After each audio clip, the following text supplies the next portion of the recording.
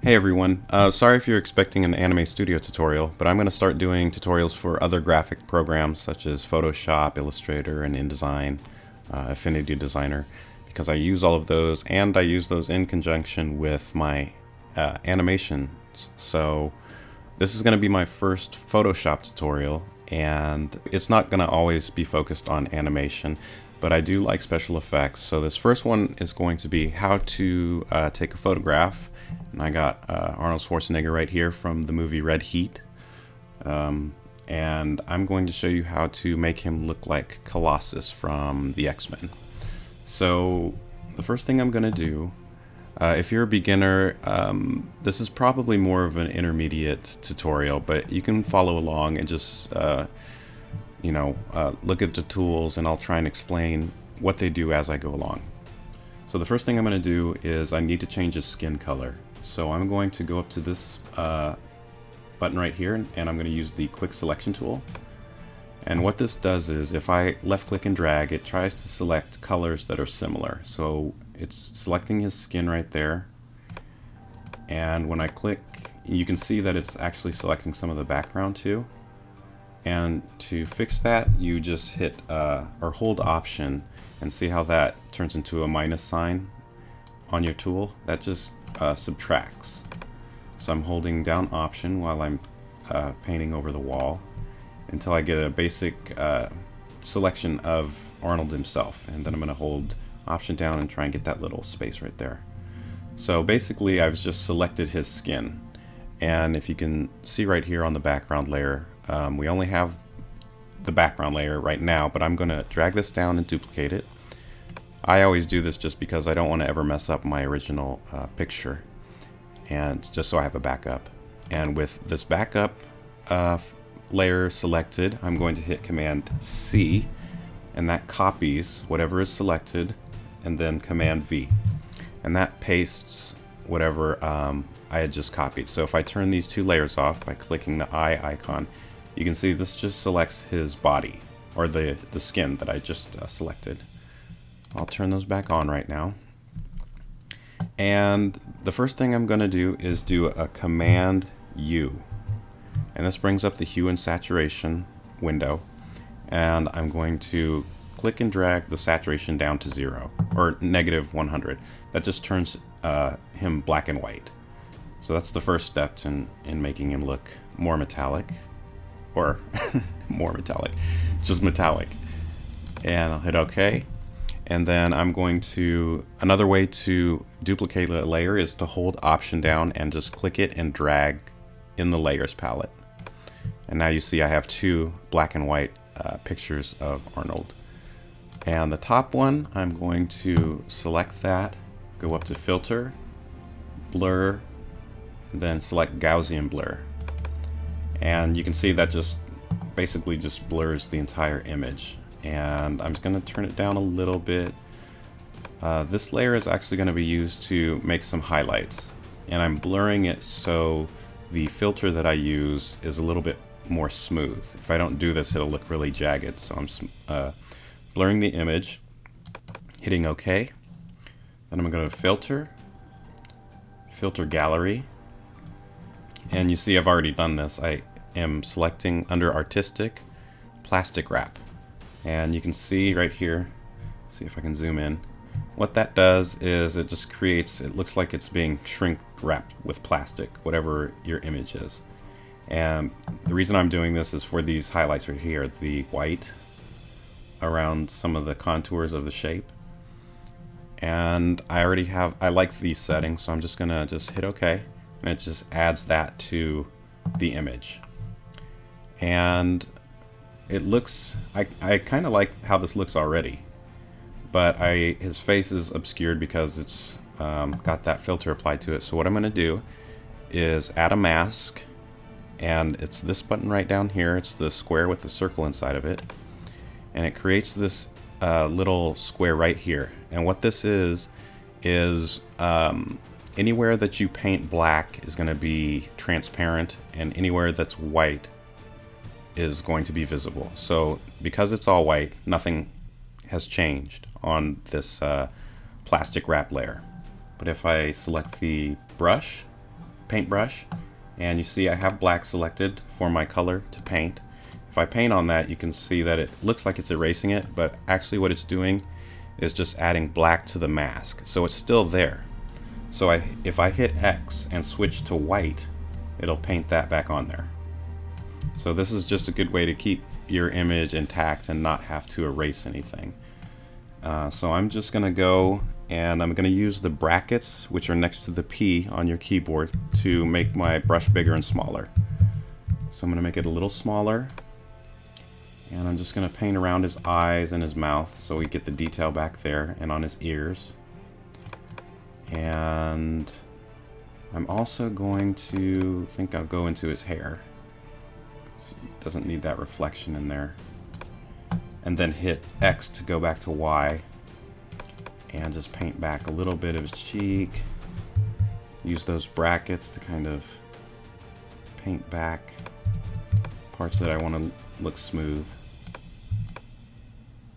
And then also, since the mask responds to white and black, if you paint gray, like if I selected gray, what that's going to do is make it look semi-transparent. So it's not going to cover it completely, but it'll start smoothing out some of these areas around his face. Maybe a little darker, just so it smooths out.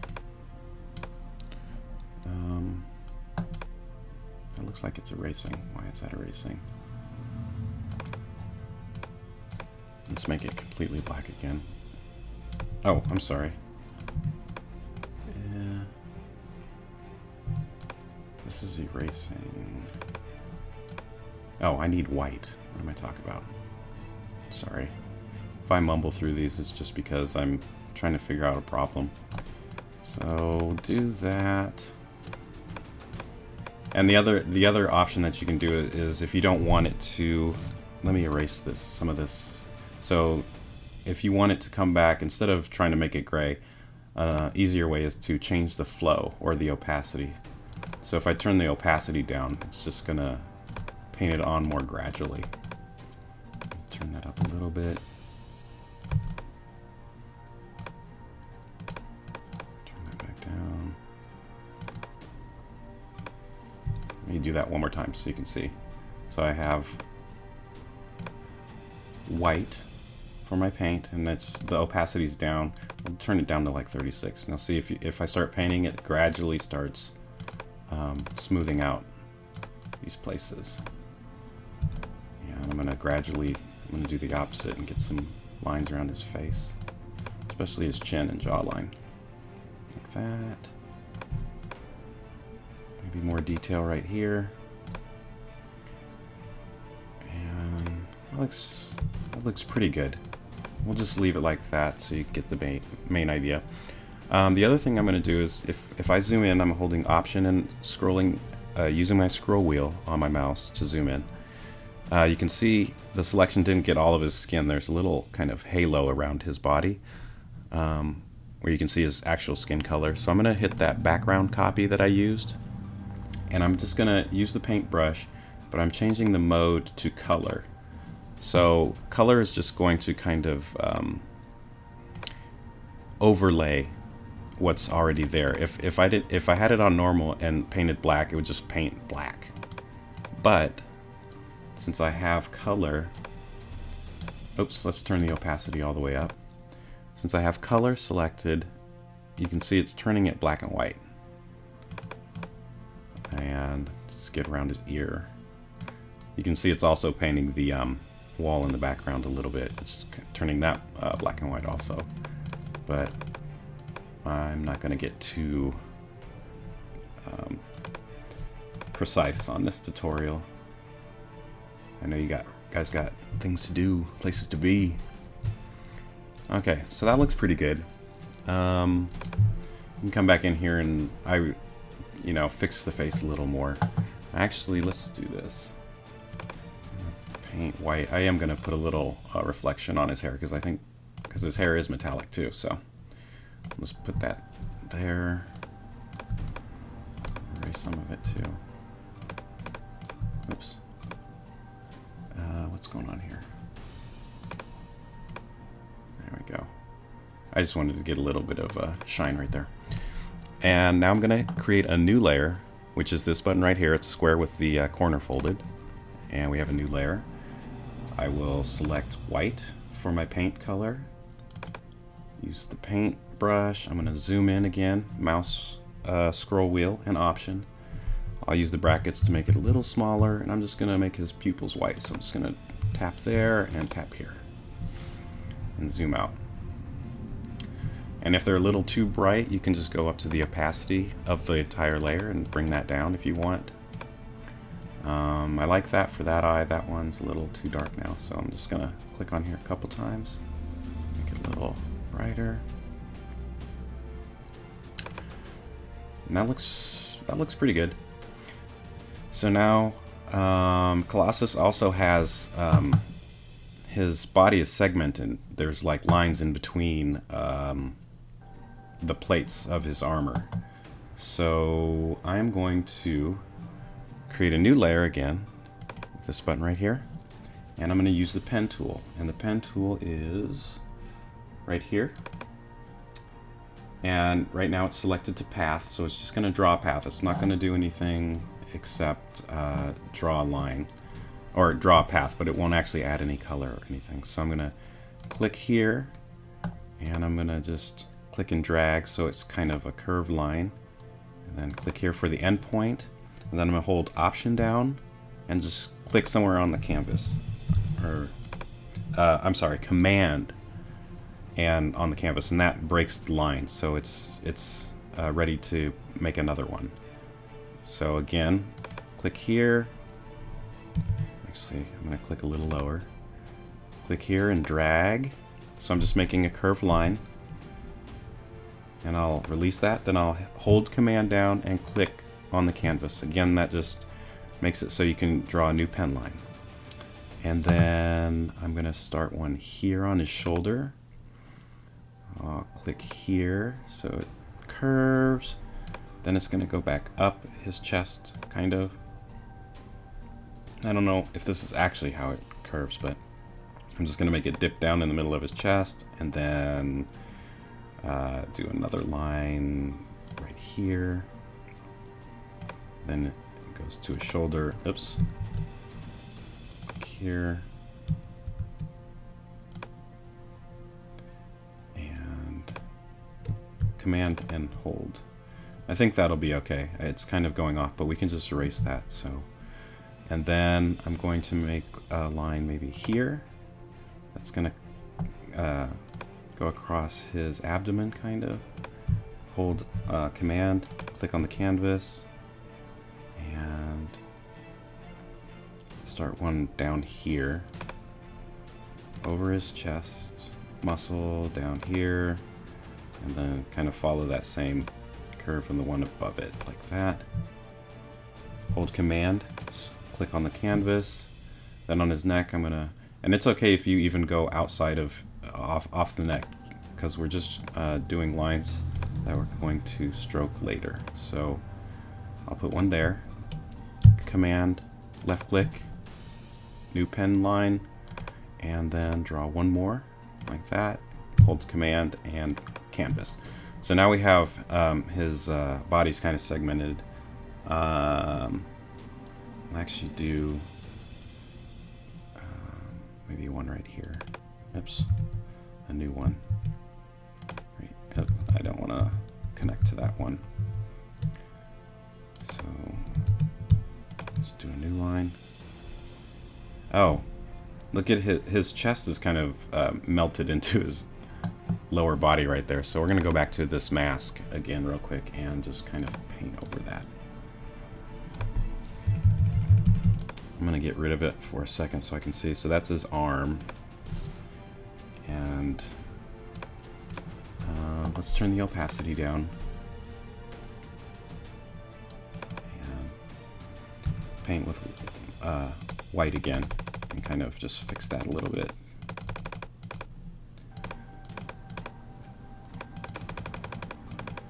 It was just a little too shiny right here. I couldn't differentiate between his chest and his arms, so I'm kind of erasing a little bit of that plastic wrap just so I can see, so it looks a little better. Okay, and with the pen tool, you can actually, if you click on it and select the direct selection tool, we can go and adjust the lines too. So if I click on the end of one of these points and I want to adjust it, I can do that. Now, when you get the lines the way you want them, and this isn't perfect by any means, but you know where you want the segments to be like this. What we'll do is use the path selection tool. We'll left click and drag over all of them, and you can see now they're selected. They have little dots at the end of each one of them. And on our brand new layer that's up here that has nothing on it, we'll go ahead and right click and stroke path, and we'll use the brush.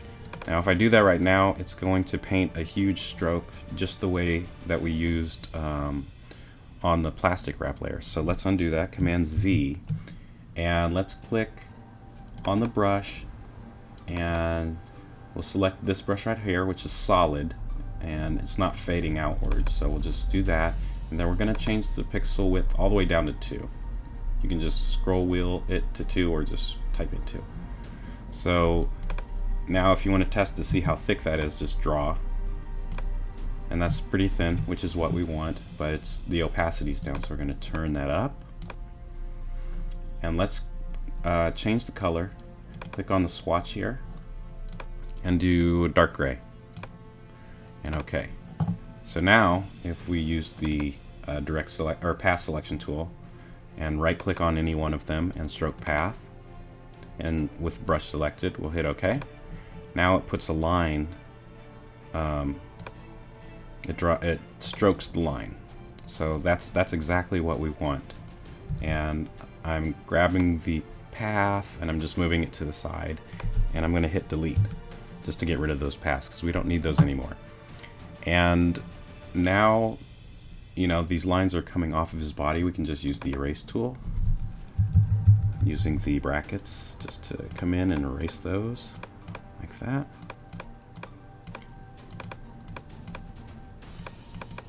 And that looks pretty good. So now what we need to do to make them look more like actual segments, they need to look like they're kind of deep. So we'll double click on the layer over here, and we're going to use bevel emboss. And you can see already, if I click on bevel emboss, you can see I've selected pillow emboss, and we can change the depth so it's really deep. We'll just do it like that. You just change it to whatever you like, and now that looks like it's kind of cutting into him. You can change the angle of the light so by just moving this dot around here, and I'm going to make it not that deep, and I hit OK, and that looks pretty good, but it looks a little too deep. So what you can do is change the opacity on the entire layer so it can bring it down until you think it looks good. And that's pretty good as it is. Again, you can go back into the mask and finish up, you know, cleaning up the where you want the highlights to be. And again, you can change the opacity. This is the plastic wrap layer. If I turn the opacity down, now you can see the black and white, plain black and white underneath. So you can see his actual skin tones or skin texture. So you can kind of adjust it to where you think it looks good, because this might be too glossy. So just turn it down some so it looks a little bit more realistic. And then if you'd like to add more highlights, you can add another layer. Again, click the new layer button down here. And I'm just going to click this. This little button changes the swatches to black and white, and this one just switches from one of the two selections that you have. But I'm going to use white and normal mode with this new layer selected. Use the brackets to make my brush bigger and just paint some places where I'd like some more highlights to be. So I'm going to paint right on his shoulder, maybe around his chest, maybe one more right here, and maybe one on his cheek. So this is all by itself on its own layer, just some highlights. And I'll go to Filter, Blur, Gaussian Blur, and then I'm just going to turn that up until I think it looks decent. And that looks pretty good. I'll hit OK. And then I'm going to use the smudge tool, which is under this little droplet.